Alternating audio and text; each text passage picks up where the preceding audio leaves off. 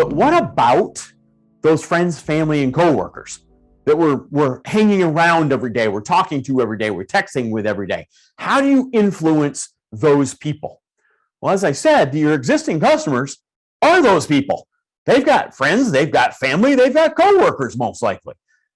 And so we need to influence your existing customers to let the world know what you do and that you can help when somebody recognizes a need. So what do? One of you is already thinking, Greg, I have a customer referral program. Bingo. That's what you want. The reason you want it is your existing customers that love you and adore you, you want them talking about you. Not only do you want them talking about you, you want it to be easy for them to talk about you, so that when I need tires and I say to my buddy John, hey John, where'd you get those cool tires on your truck? John says, XYZ Automotive.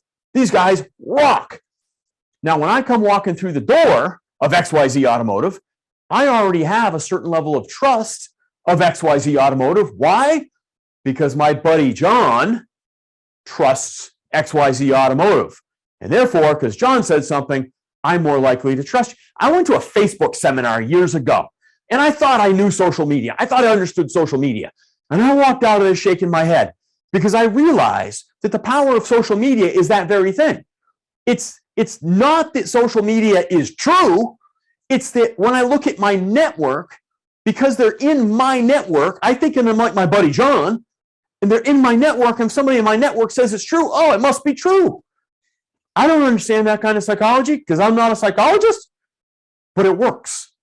And so if you have a referral program and your customers know how to talk about you and they know how to share what you do with their friends, family, and coworkers, they're going to bring you more business.